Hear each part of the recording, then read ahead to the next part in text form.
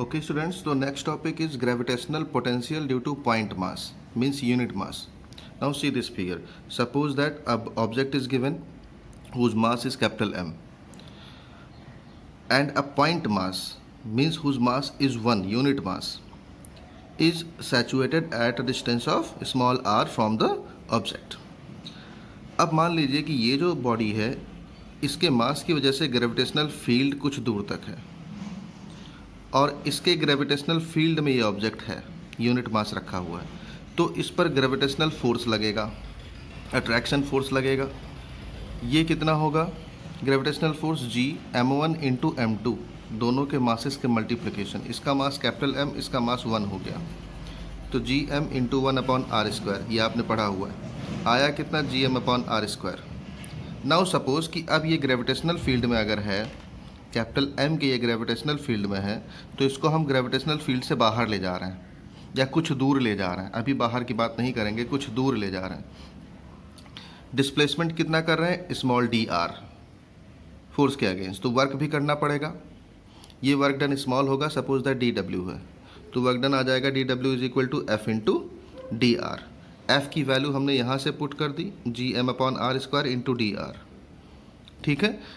अब unit mass को मान लें कि A से ग्रेविटेशनल फील्ड के बाहर इन्फिनिटी तक ले जा रहा है, तो इन्फिनिटी तक अगर ले जाना है तो टोटल वर्क डन आपका क्या हो जाएगा? डिस्प्लेसमेंट स्मॉल r है और फिर फाइनल डिस्प्लेसमेंट आपका इन्फिनिटी हो जाएगा, यानी r टू इन्फिनिटी से हम इंटीग्रेट कर देंगे इसी फंक्शन को। Gm क्योंकि आपका कांस्टेंट है, बाहर हो जाएगा, 1/r² का आप इंटीग्रेशन करेंगे। 1/r² में क्या होता है? r² ऊपर लेके जाते हैं तो r⁻² हो जाएगा। इंटीग्रेशन में पावर में 1 ऐड हो जाता है और पावर वाली डिजिट नीचे लिख दी जाती, मीन्स 1 - 1/r आ जाएगा। रेंज हमारा है r टू इन्फिनिटी, तो एक बार हम इन्फिनिटी वैल्यू रखेंगे, upper limit minus lower limit, solve करते हैं Gm/r, मीन्स ग्रेविटेशनल फील्ड के अंदर किसी पॉइंट से इन्फिनिटी तक ले जाया जाता है, तो वर्क डन हमारा ये आ गया। अब पोटेंशियल क्या होता है? Work done when unit mass move from infinity to A, means अब इन्फिनिटी से ए में लाया जाएगा तो वही वर्क डन आपका निगेटिव हो जाएगा। तो इन्फिनिटी से ग्रेविटेशनल फील्ड के अंदर पॉइंट मास को लाने में जो वर्क डन किया जाता है वही पोटेंशियल हो जाता है, मीन्स पोटेंशियल कितना आएगा? -Gm/r। ग्रेविटेशनल पोटेंशियल एनर्जी, अभी हमने पोटेंशियल पढ़ा है कि इन्फिनिटी से ग्रेविटेशनल फील्ड के अंदर लाने में, यानी m के ग्रेविटेशनल फील्ड के अंदर में किसी ऑब्जेक्ट को, यूनिट मास को लाने में पोटेंशियल आपका हो जाता है -Gm/r। अब वो यूनिट मास 1 ना हो, कुछ और मास हो, स्मॉल m सपोज दैट, तो 1 की जगह स्मॉल m रखेंगे, ये आपका पोटेंशियल आएगा। ठीक है, तो ये जो स्मॉल m रखने पे पोटेंशियल आएगा, यही पोटेंशियल एनर्जी हो जाती है। ठीक, means work done in bringing a body of mass m कह सकते हैं from infinity to a point in gravitational field is called gravitational potential energy. Unit mass को लाया जा रहा है तो पोटेंशियल होता है, किसी बॉडी के m मास या कोई भी मास को लाया जा रहा है तो वो उसकी एनर्जी के रूप में स्टोर हो जाता है उसमें। अगर हम अर्थ सरफेस की बात करें तो अर्थ सरफेस पे ये स्मॉल r क्या हो जाएगा? re हो जाएगा। कैपिटल M क्या हो जाएगा? मास ऑफ अर्थ हो जाएगा।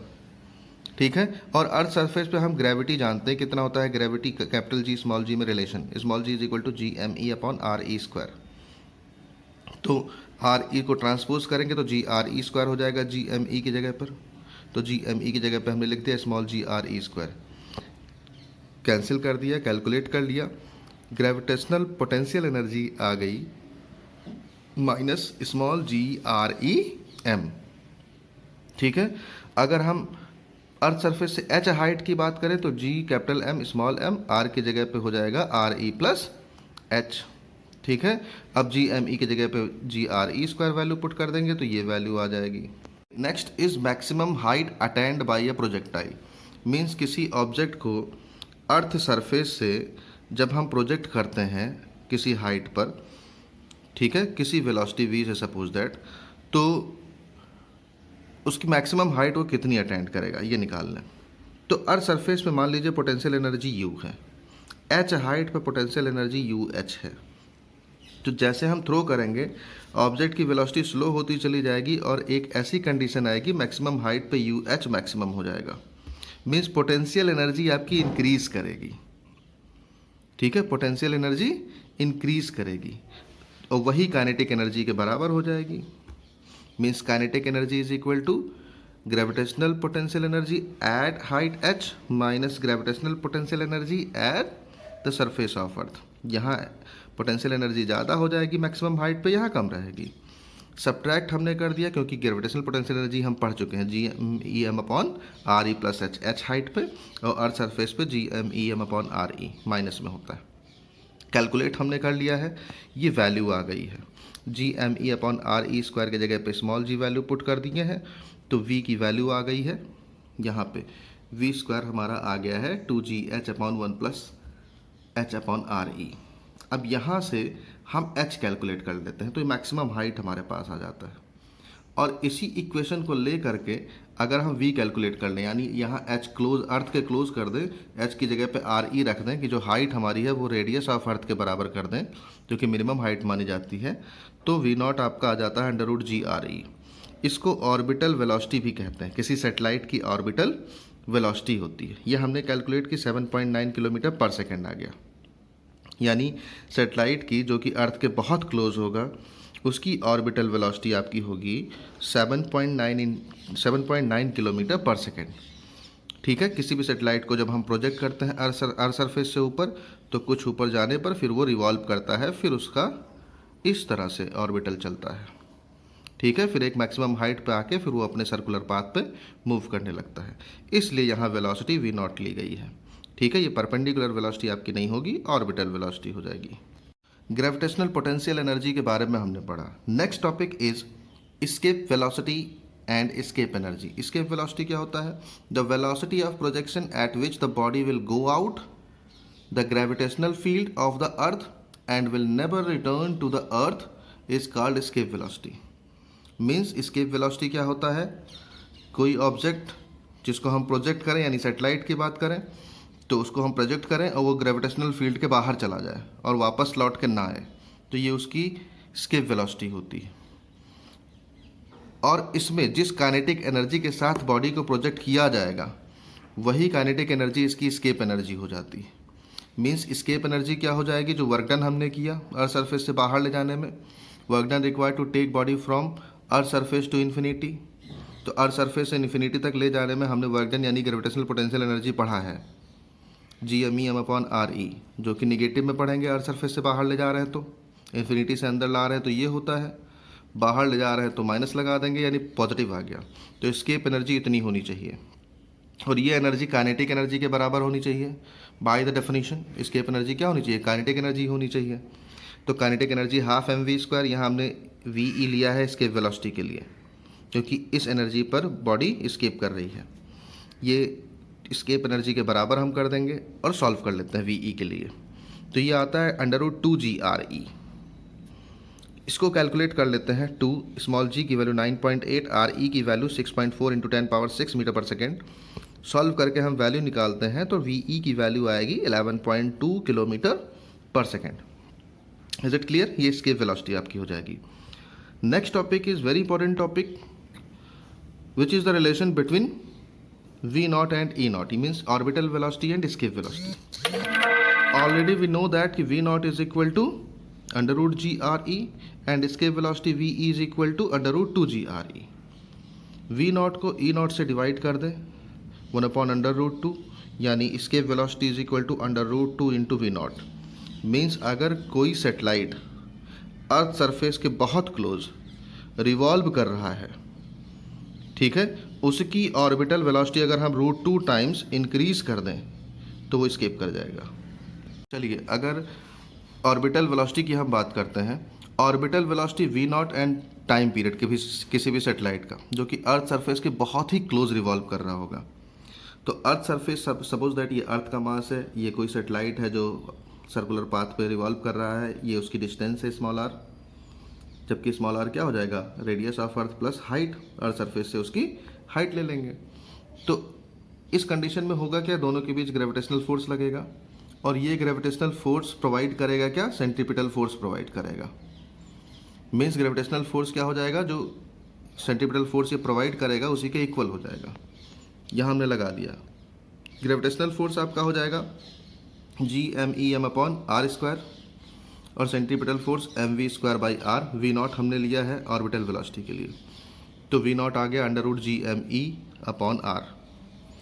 सपोज, और r क्या है, अर्थ से डिस्टेंस है सेटेलाइट की, अर्थ का रेडियस अगर RE है, h हाइट पर सेटेलाइट रिवॉल्व कर रहा है तो RE + h रख देंगे। यहाँ हमने वैल्यू पुट कर दी, स्मॉल g कैपिटल G में रिलेशन से हमने GME की वैल्यू निकाली, GRE² पुट कर दिया, ये वैल्यू हमारे पास आ गया ऑर्बिटल वेलोसिटी का। अब अगर सेटेलाइट बहुत ही क्लोज है अर्थ के तो h को निगलेक्ट कर देंगे, ठीक है, अर्थ को निगलेक्ट कर देंगे। यहाँ से देख लेते हैं, यानी h को निगलेक्ट कर देंगे तो GRE²/RE आ जाएगा, RE से स्क्वायर कैंसिल, √GRE, यही ऑर्बिटल वेलोसिटी आ जाएगी 7.9 किलोमीटर पर सेकेंड। इसको सॉल्व करने पर, क्योंकि g की वैल्यू 9.8, RE की वैल्यू 6.4 × 10⁻6 मीटर पर सेकेंड। टाइम पीरियड की बात करें तो टाइम पीरियड क्या होगा, पूरा सर्कुलर पाथ पे ये रिवॉल्व करेगा। 1 रेवोल्यूशन में जो टाइम लगा होगा, 1 रेवोल्यूशन में डिस्टेंस कितनी कवर होगी, टाइम पीरियड डिस्टेंस कितनी कवर होगी, पैरीमीटर 2πr अपॉन वेलोसिटी क्या है, ऑर्बिटल वेलोसिटी है ना, distance upon time, displacement upon time. 2πr क्या है, RE + h, v नॉट हमने निकाला है √gme/RE + h। हमने इसको सॉल्व किया और GME की जगह पे स्मॉल g का रिलेशन रख दिया, स्मॉल GRE²। अगर अर्थ सरफेस से बहुत क्लोज है तो h को हटा दिया, तो 2π√RE/g आया। अब RE की वैल्यू नोन होती है, g की वैल्यू नोन होती है, ठीक है, RE की वैल्यू नोन होती है, g की वैल्यू नोन होती है। सॉल्व कर लेते हैं। RE की value we know that 6.37 × 10⁻6, small g 9.8, 2π की वैल्यू 3.4। इसको सॉल्व करते हैं तो 5063 सेकेंड आता है, 60 से डिवाइड करते हैं तो अप्रॉक्सीमेट 84 मिनट आ जाता है। यानी सेटेलाइट जो अर्थ सरफेस से बहुत क्लोज होगा वो अप्रॉक्सीमेट 84 मिनट लेगा पूरा एक राउंड लगाने में। बेंडिंग एनर्जी की बात करते हैं। सपोज दैट कोई सेटेलाइट है m मास का जो v नॉट वेलोसिटी से ऑर्बिटल वेलोसिटी में मूव कर रहा है, तो ग्रेविटेशनल पोटेंशियल एनर्जी अर्थ सरफेस पे GME/RE होता है। काइनेटिक एनर्जी अगर मान ले हाफ mv0² है जिससे वो रिवॉल्व कर रहा है, एंड वी नो दैट कि ग्रेविटेशनल फोर्स उस जो प्रोवाइड करेगा वो, जिस सेटेलाइट अगर आपका सर्कुलर पाथ पर रिवॉल्व कर रहा है तो सेंट्रीपिटल फोर्स प्रोवाइड करेगा ग्रेविटेशनल फोर्स, यानी ग्रेविटेशनल फोर्स = सेंट्रीपिटल फोर्स। यहाँ से हमने mv0 की वैल्यू निकाली, mv0² की, और काइनेटिक एनर्जी में पुट कर दिया। अब टोटल एनर्जी निकालनी है तो gravitational potential energy kinetic energy को ऐड करेंगे। ऐड किया हमने, -12 GME/RE आया। ये टोटल एनर्जी आ गई सेटेलाइट की जब वो रिवॉल्व कर रहा है। अगर हमें एस्केप करना है सेटेलाइट को तो इतनी ही एनर्जी पॉजिटिव में देनी होगी, वो अपने ऑर्बिटल पाथ को छोड़ के चला जाएगा। तो जो एनर्जी रिक्वायर्ड होती है ऑर्बिटल पाथ से एस्केप कराने के लिए, वही उसकी बेंडिंग एनर्जी होती है। Means the energy required for a satellite to leave its orbit around the earth and escape to infinity is called bending energy.